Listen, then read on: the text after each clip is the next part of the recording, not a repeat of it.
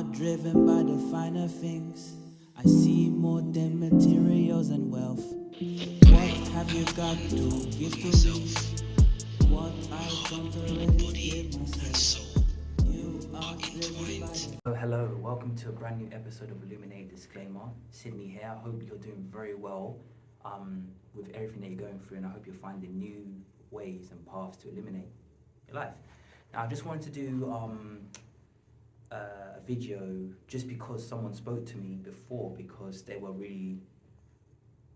going through something from a career standpoint, and I wanted to do something new. They wanted something more rewarding, and the office life didn't suit them.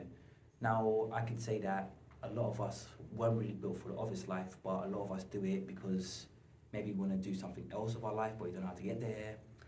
Sometimes we do it for money, or sometimes we just like it because of the structure that it gives us. But this person basically said to me, Sydney, can you do a video just about tutoring? You know, how I find it, how I got into it, and if it's lucrative or not, and how long is the path on average. So I'm going to spend the next few minutes just talking about my journey through tutoring. So I started tutoring back in, January, February 2022. So about a year and a few months ago. And it all started because when I started my job as a supposed internship tutor and job coach, they said in order for you to fully immerse yourself into this course and get the right qualifications, you need to do something that is called a PETLS, so PTTLS. It's called also a teaching and learning qualification. Now that's level 3. Now they paid for the course, so I was fortunate, but when I paid for the course it was about £500 in total. Now with the course it's online, and you study, it's home learning, so you can choose when you want to do the exams, you can choose when you want to do the assignments, and you can choose when you want to revise. But because I didn't have a lot of time on my hands, I made sure that when I was at home for the foreseeable future, I was going to study and just pass as fast as I can, whilst retaining knowledge and making sure that one day I can apply it. So as a result, I spent the next 4 months making sure that I completed all the assignments, did all the questions right, went through them again. There was an assessor qualifying who marked my work, and there was a few times when they gave the work back, but that was good because I didn't know too much of the subject matter. So redoing those assignments enabled me to actually master my craft. And at the end, you have a video where you have to show yourself teaching for 15 minutes. You probably can't see it, but I've just taught and I've got a lot of numbers there, but teaching a whole class for 15 minutes, it does seem long at first, but it shows them that you have the aptitude to become a tutor in your own right. So I did that.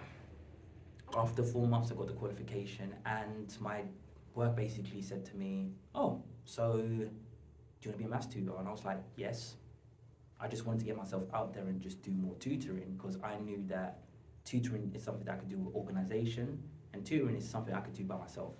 So it basically got to the point where I was tutoring maths, I was tutoring for a supported internship, and I was getting qualifications and experience at the same time, which I was happy about. What I realised though was I applied for a new job a couple of months after I got the qualification, and it was for a maths tutor position, and what they wanted was the PETLS. Now, it was interesting because I just got the teaching and learning qualification just to make sure that my job was secure, not knowing that it opened up a new world of tutoring and teaching that I could do for myself in the future. So I ended up taking this role because of the qualification. It wasn't mainly about the experience. I had the qualification, and I only had about 3 months of, internship experience, and before that it was mainly finance, schools finance, so it was completely different. But the qualification showed that there was a need for tutors. From there I became a tutor, and the funniest thing is sometimes I'm teaching classes of up to 16 learners. So it just makes me think that I am effectively a teacher, but instead of going to school for 3 years, I studied the qualifications for 4 months at a fraction of the cost. So this is where my journey ends in regards to being a tutor, and the benefits start. Now, being a tutor has many benefits. Getting a qualification is very cheap, and it works around you, and in a number of 3 or 4 months you can be done depending on how much you would have put into it.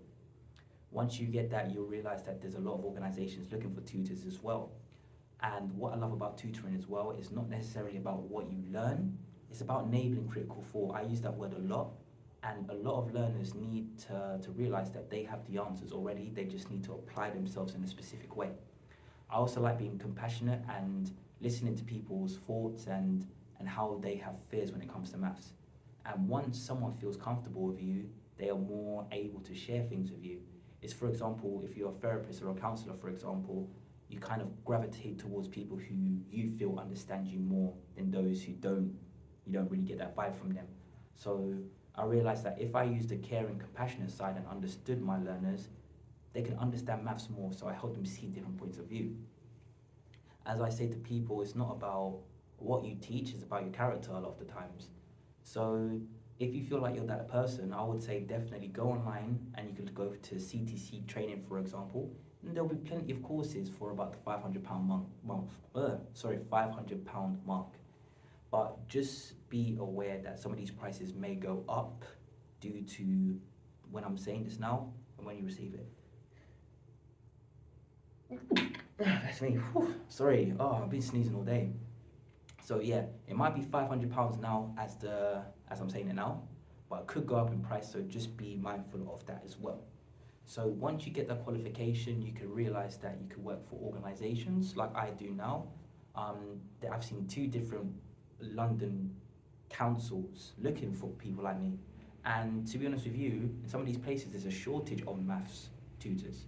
So if you're looking to do maths, this could be the perfect thing for you. And you don't have to do GCSE level or level 2, level 1 like I do. You can do entry level. You can do basic stuff. You can do ESOL, which is for learners who have just come to this country and their English is their second language. So you have a lot of options, and the most important thing is you can get quite a lot of money. Sometimes you can charge £25, £30. Some jobs even give you £40 or £50. You can put yourself on websites as well and put your tutoring services out there. Or you could also go freelance, and you can charge £40, £50, whatever you feel comfortable. If you can get 10 people and you're charging £50, that's £500 a week.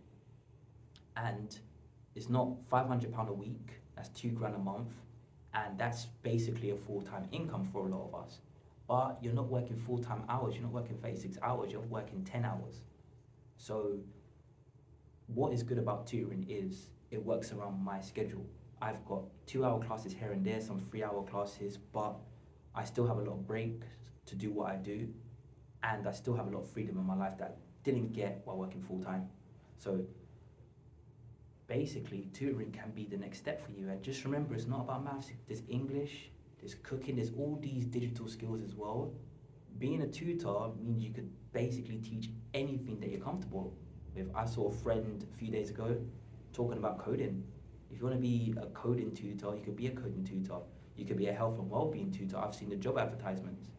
But what do you want to do, and how can you do it in a way where you teach others?